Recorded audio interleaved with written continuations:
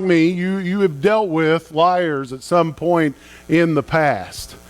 And liars, we usually don't pay them much mind when they're lying on something else. But sometimes they turn and they lie on us. And so we're going to talk about that today.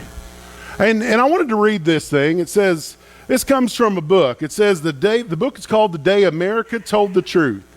And it says that 91% of those surveyed lie routinely about matters they consider trivial. And 36% lie about important matters. 86% lie regularly to parents. 75% to friends. 73% to siblings. And 69% to spouses. Ouch. Lying is a way of life. But you know what this says to me? Is that as Christians, these numbers, all above 50% for the most part, except for the 36% about important matters, all above 50%, this is how we stand out as Christians when we hold ourselves to a different standard. And we don't have to do it on our own because Christ changes us. We begin to detest the evil things that we used to do. The things that we may have said back there in the past suddenly taste bitter in our mouth. And it causes us to stand out. Today we're going to talk about a man that stood out. And if you'll remember where we last left old Joseph, Joseph had been betrayed by his brothers. He'd been sold to his cousins who took him to Egypt. And this is where we pick up the story. In Genesis 37:36. Meanwhile, the Midianite traders arrived in Egypt, where they sold Joseph to Potiphar, an officer of Pharaoh, the king of Egypt. Potiphar was captain of the palace guard. So Potiphar gave Joseph complete administrative responsibility over everything he owned. With Joseph there, he didn't worry about a thing except what kind of food to eat. Joseph rises to the top because Joseph isn't like them. Joseph doesn't hold to the standards that they held to themselves. He rises to the top and manages Potiphar's house as if it were his own. And Potiphar's grateful.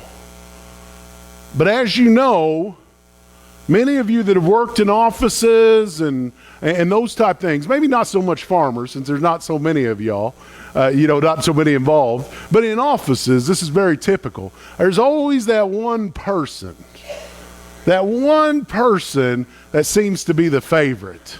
The one person that does everything right. And we use words for them like the golden child or maybe the teacher's pet. And we get that, but I've been a manager, and you know what? When you're the boss, it's lonely because everybody's against you, and it's nice when somebody is nice, it like helps you with things. And we get down on these people because what? They're not like us. Remember we talked about that last week, the not like us thing? These people are not like us. Well, guess what? Joseph kind of ran into that.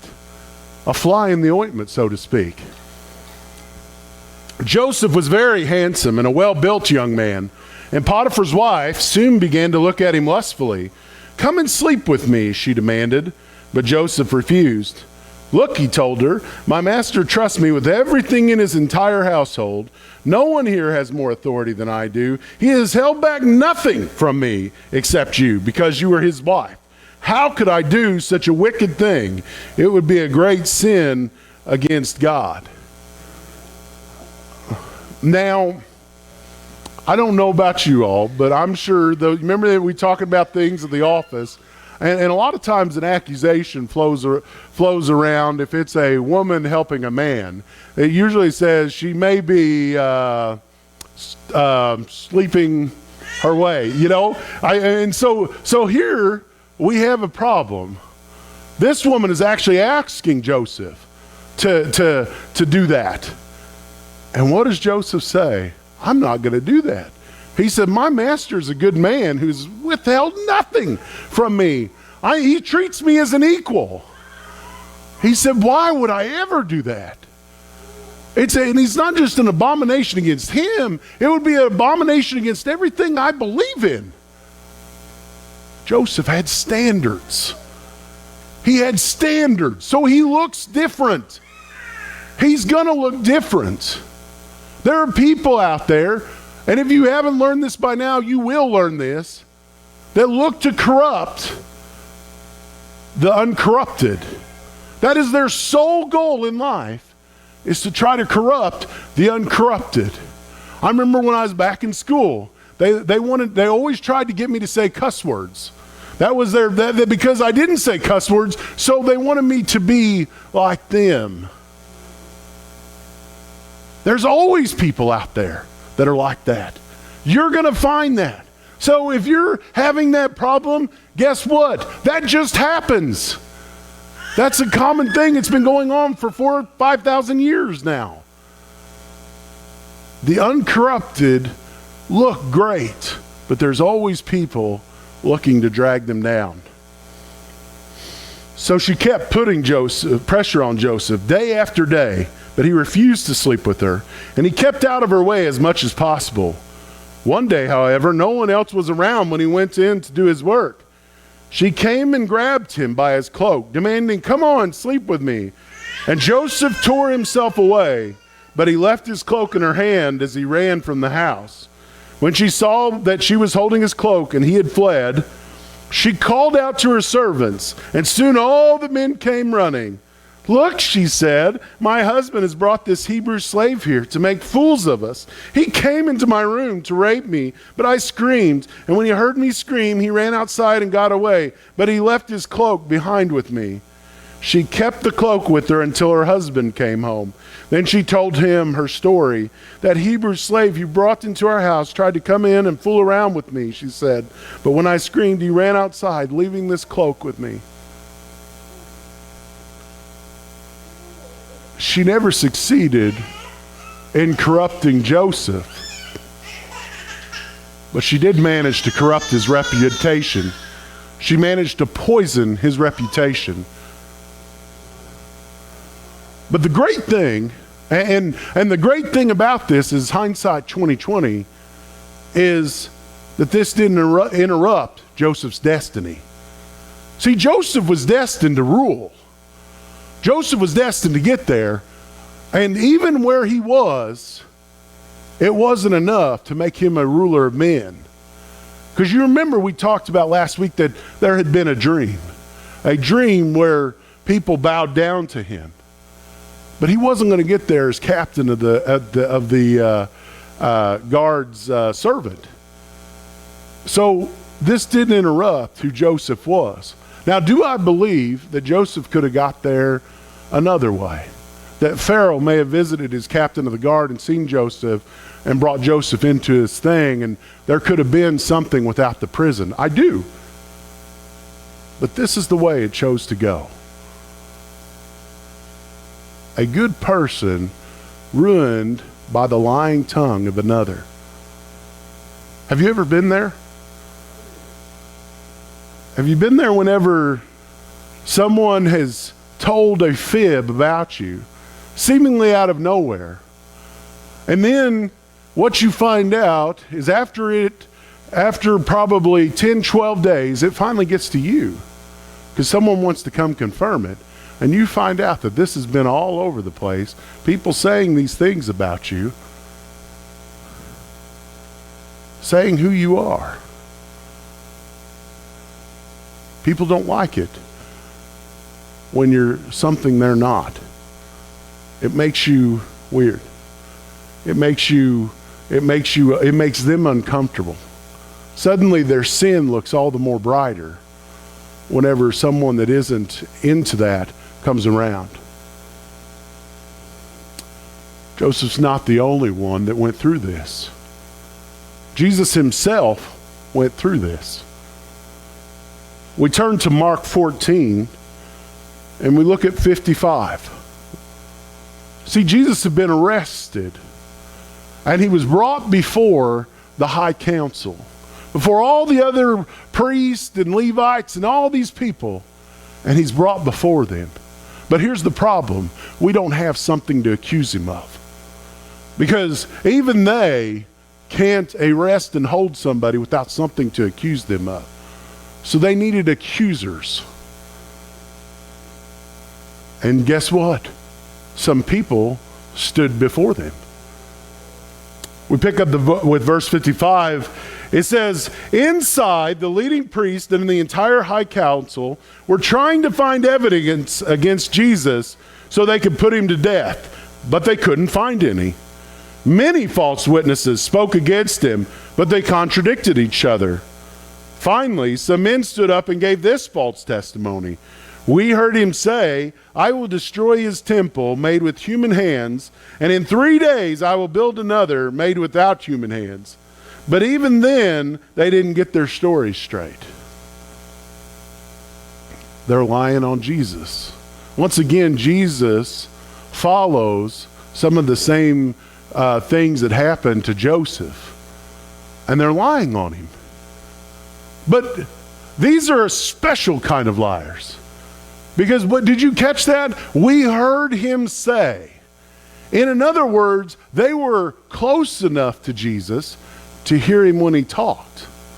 And I would bet these are these certain kind of liars. And I ran across this story. It says, while pursuing a story about equivocation in high office, I once was told he gave an if by whiskey speech. My source, asked about his curious compound adjective, said he thought it was a Florida political expression, possibly borrowed from a Minnesota congressman. That triggered a call to Richard B. Stone, now a Washington banker, but a former U.S. senator from Florida, familiar with that state's political patois. He immediately recognized the phrase, meaning calculated ambivalence, and provided the following anecdote. Fuller Warren, Florida's governor in the 50s, was running for office in a year that counties were voting their local option on permitting the sale of liquor. Asked for his position on wet versus dry, he would say, if by whiskey you mean the water of life that cheers men's souls, that smooths out the tensions of the day, that gives gentle perspective to one's view of life, then put my name on the list of the fervent wets. But if by whiskey you mean the devil's brew that rends families, destroys careers, and ruins one's ability to work, then count me in the ranks of the dries. In the same vein, these men were saying, if by Christian you mean a follower of Jesus, the guy that prayed over the children, that healed the lame, the sick, and the blind, and who raised the dead, you could call me a Christian. But if by Christian you mean someone who followed Jesus, who turned over the tables in the marketplace, upset the temple, and told off the religious leaders, then call me a Jew. Ouch. We have people today that have that same definition. They like that Jesus that was soft, that went around helping people. But they tend to either minimize or maybe completely forget that Jesus that sometimes was zealous for his Father's house, that was trying to correct religious problems that had rose up through bad teaching. And these same men who'd been close enough to hear him say this about the temple were the same men that were turning him in to the Hebrew leaders. Those kind of friends that sometimes we have. You know the good time Charlies that sometimes like to come around us and they're laughing with us when it's a good time. But then, something happens and suddenly they start remembering things. They start saying, well, he always was a strange duck. I just, I don't know. I heard once that I'm trying to think something. I can't come up with it. But the exact people. The people that were kind to you the day before, if something happens, suddenly turn into your worst critics. Lying liars and the lies they tell. I'm here to tell you, though, that thank God he puts inside of us. Not only does he put inside us this detestation for lies that people tell, but he puts inside of us the ability not to care. The ability to say, yeah, let them talk. I'm fine. I don't need to justify myself to them. They've shown who they are. We need to have that same thing, because you know what? You're called for more than defending yourself in the public opinion. You're called for more than wasting your time with people that would turn on you. The same way that Joseph was. The same way that who Joseph was. He's called for more than to have to justify himself before these lies. Here's what his master should have said. Well, wait a sec. I trust Joseph with all my money, everything else. And my wife's saying this sounds completely out of character. I should sit down with both of them and we should figure this out. Because, Joseph had done nothing but provide him good service. And suddenly this just comes up out of nowhere. But instead, what did he do? He put Joseph in prison. And we're going to talk about that part next week. But I wanted to close here with something that Paul says here in Colossians. Paul warns the Colossians, a people coming out of the Greek thought, people that placed a high emphasis on the verbal talkings. They were very high and emphatic about using verbs in the mind and everything else. And he warns the Colossian believers. He says, don't lie to each other, for you have stripped off your old sinful nature and all of its wicked deeds. Put on your new nature and be renewed as you learn to know your Creator and become like Him. He says we're called to become like God, not like the people that are telling you all these other things, not like our neighbors. You're called to become like God. So often as Christians, we get myopic. We get to looking at the person closest to us, and we just got to be better than him. Students are the same way. The students, they never focus on the high grade. They usually just want to beat Pete over there. If they can just do a little bit better than Pete sitting over there, they'll be okay. Or they set the grade in their mind, the grade that will give them the least amount of grief when they get home. Not saying I've ever done that, but yeah, it happens. The great news is we have a voice of truth. And I love that song, Fear is a Liar, because so many of these things, lies come from fear. They come of fear that people would find out that they're less than. They come from fear that people will lump them in with you. They come from fear that maybe I'm not good enough. But the great news is that God puts a voice of truth inside of us. And I just want to play this video here at the end, and then we'll come up and close.